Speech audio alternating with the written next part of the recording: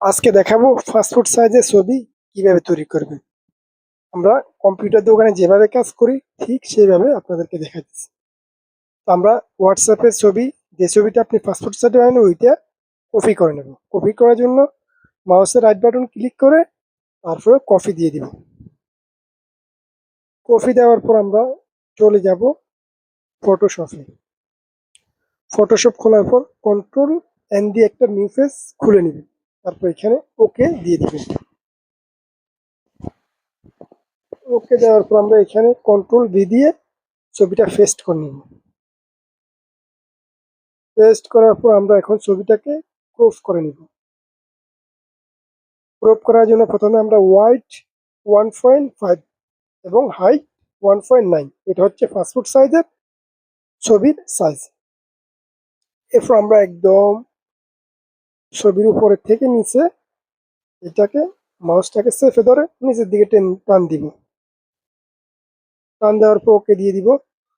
ওকে দেওয়ার পর আমরা এখন ছবিটাকে মুভ টুল দিয়ে সিলেক্ট করে নিব।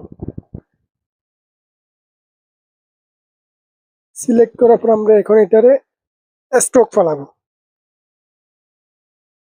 এডিট অপশনে যাই, এখানে আমাদেরকে স্ট্রোকটা দিতে হবে। স্ট্রোকটা হচ্ছে চারোদিকে যে একটা রং আছে সেটা।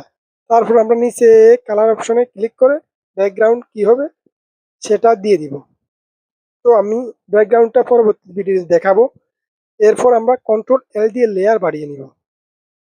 লেয়ার বাড়িয়ে নিই, আবার কন্ট্রোল এম দিয়ে একটু ব্রাইটনেস বাড়িয়ে নিব।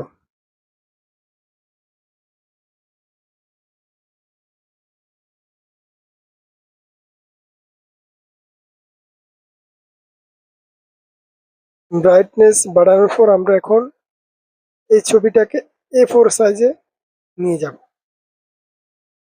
কন্ট্রোল এন দিয়ে একটা নিউ পেজ খুলবো। পেজটা A4 সাইজ দিব। তারপর ওকে দিয়ে দিব।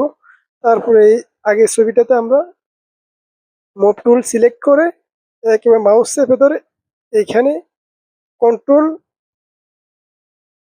এখানে আমরা মুভ টুল সিলেক্ট করে ড্র্যাগ ইমেজটা ড্র্যাগ করে নিব, এদিকে নিয়ে আসবো। তারপরে অল্টার প্লাস শিফট চেপে ধরে এটাকে কপি করে নিব। এভাবে আমরা সাইড কপি নিয়ে নিব। নেওয়ার পর আমরা কন্ট্রোল ফি দিব। এরপর এখানে দিয়ে দিব স্কেল টু ফিট মিডিয়া। তারপর প্রিন্টে যাওয়ার পর প্রপার্টিজে যাওয়ার পর এইখানে আমরা A4 সাইজটা দিয়ে দিব। এরপরে সবসময় রেজুলেশন স্ট্যান্ডার্ড থেকে স্ট্যান্ডার্ড থাকবে সেটা আমরা হাইতে দিয়ে দিব। এরপর ওকে দিয়ে দিব। ওকে দেওয়ার পর এবার কিন্তু ওকে দিলে প্রিন্ট হয়ে যাবে।